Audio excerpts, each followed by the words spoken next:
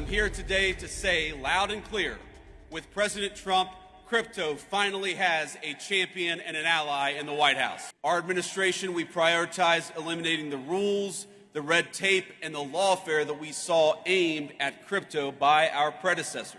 We reject regulators.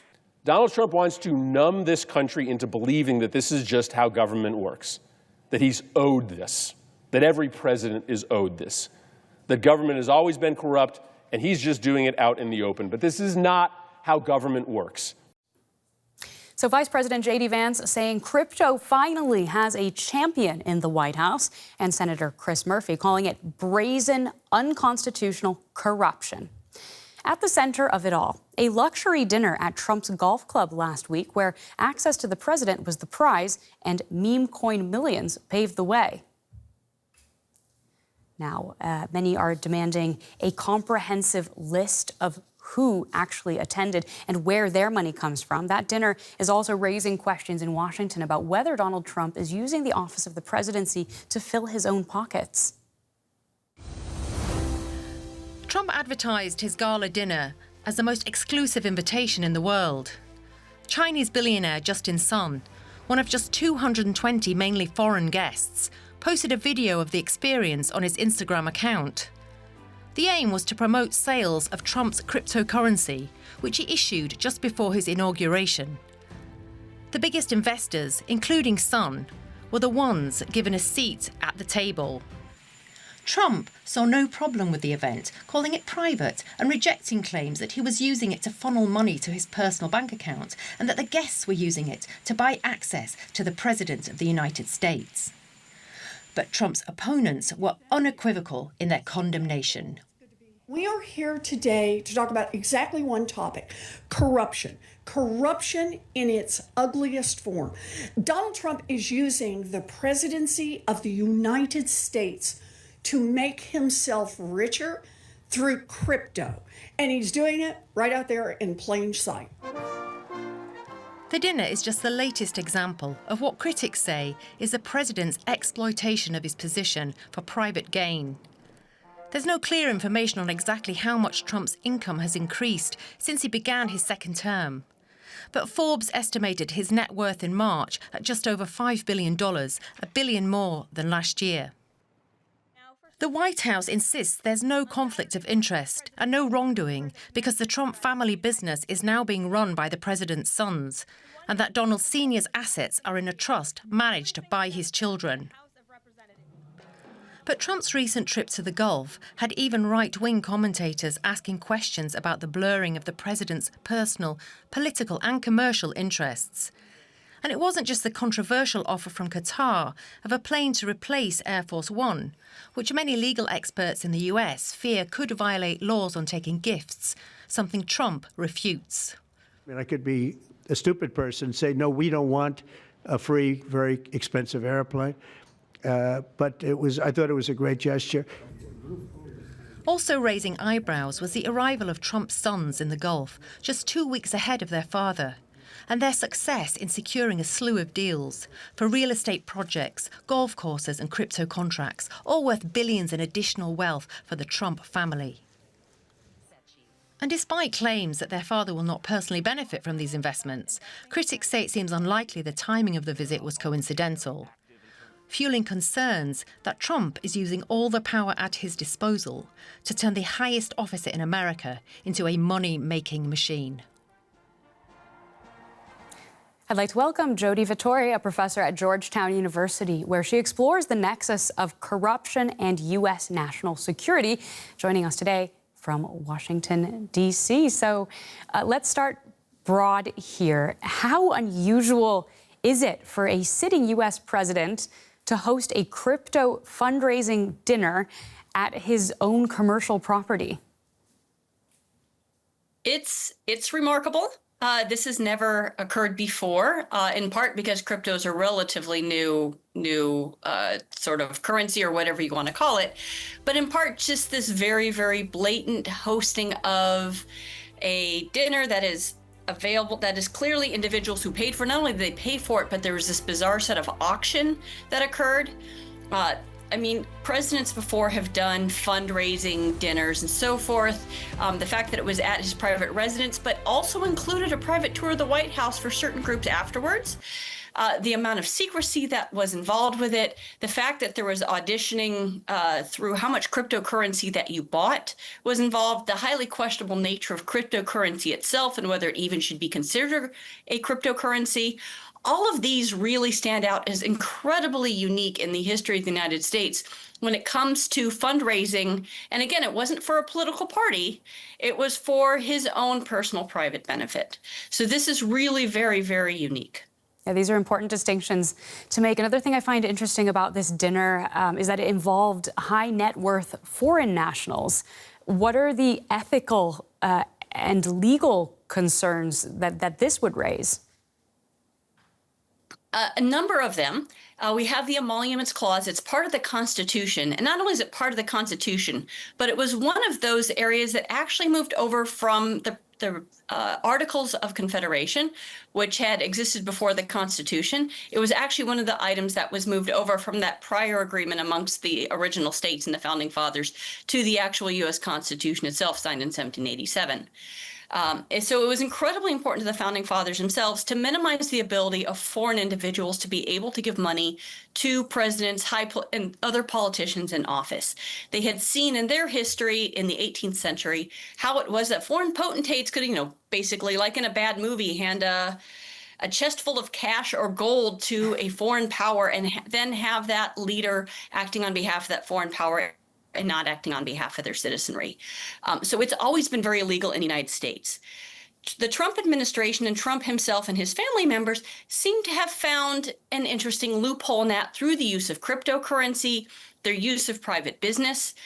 We know a few of the foreign members who attended, but we don't know all of the members who attended because it was a private business, because it was on private property, and because the Supreme Court almost a year ago gave a remarkable amount of impunity to any future U.S. president, in this case to Trump, to be able to engage in acts that would normally be highly questionable. All of that together puts real questions. Under normal circumstances, it would be sort of a slam dunk that this is illegal. But in the current environment that we're in, with the Supreme Court decision in Trump versus the United States, with how he used cryptocurrency, the anonymity of those involved, all of those lead to real questions about would it actually hold up in a court of law that it's illegal? You also have the issue because the President of the United States, particularly since Trump versus the United States, is not treated in laws the same way as others. Conflict of interest laws, for example, don't apply in the same way that it applies to everybody else in his particular case.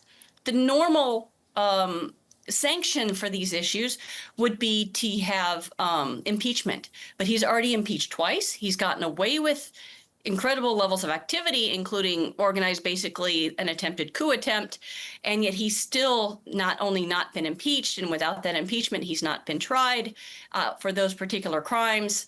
Those crimes are moving very, very slowly through the courts, of course, and this is part of where the Supreme Court decision came down.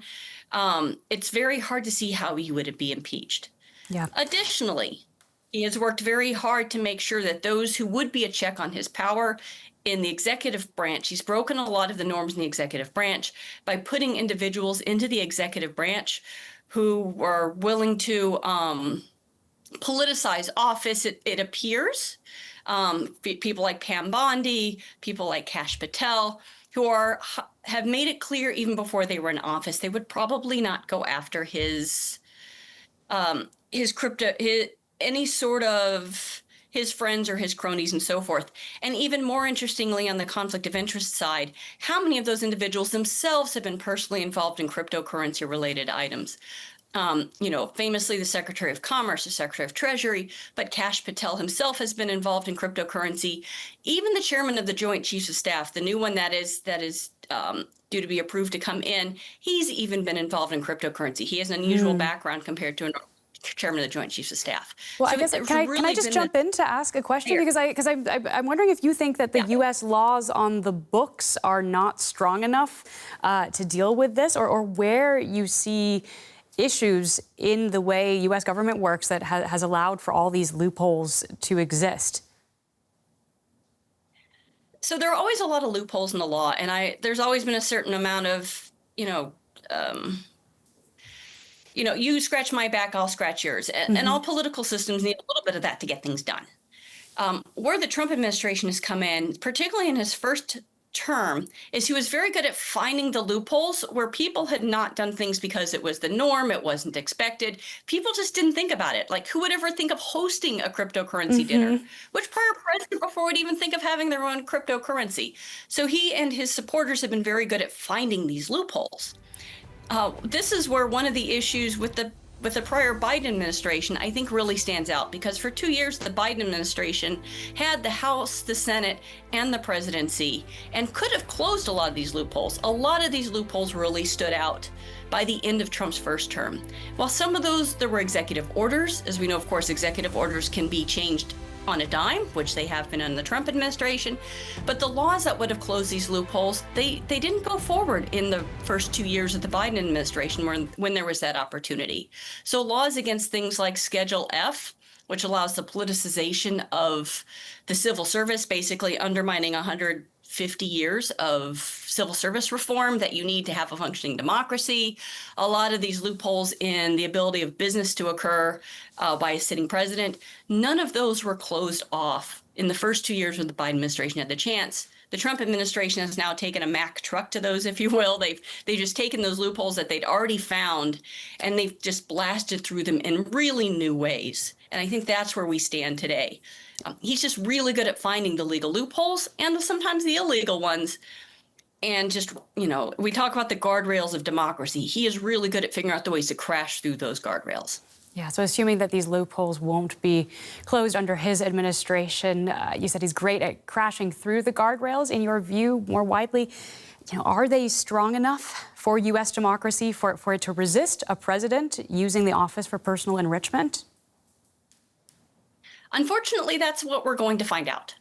The United States, we've never had a situation like this in the world where sort of the world's, the leading state power in the world, the leading democratic state power in the world, has been in a position with leadership that was willing to engage in what looks to be moving towards kleptocracy, which is rule by thieves, or state capture, whichever terminology you want to use in that situation. We've never had this situation before. A lot of all democratic systems work off of a series of norms and expectations that there will be enough people who support those norms that even if the leader himself isn't interested in maintaining those norms, those around them will push them and push the system and push and defend the institutions that keep that democratic system going. We really, at this point, don't know whether that's going to be the case. Normally, at this point, it would be Congress that would step in. That's how the founding fathers set things up. This idea that if men were angels, we wouldn't need government, and that the incentives of one branch of government to hold on to power would entice them to balance out the other branches of government. So far, Congress has not been willing to do that. It has not been acting in its checks and balance function. Many of the courts have been. I've seen some statistics that as much as 90+% of what the Trump administration has put forward to the courts have been blocked or otherwise stopped. Of course, we're early in the process. Courts take a long time. We're only 5 months into the administration, but so far they've blocked a lot of areas. This has been judges that come from both Republicans and Democrats. So they've been the primary check, but right now Congress is not. Can the judiciary continue to be that check? Will Congress start as that check? And then what will the citizenry do? They've always been seen as a check on government as well. So far, we have not seen the mass protests that we saw in the first Trump administration, and that's very concerning. Well, thank you so much. This has been absolutely fascinating. Thank you again for sharing your insights with us on DW. That's Jodi Vittori at Georgetown University. Thank you for having me today.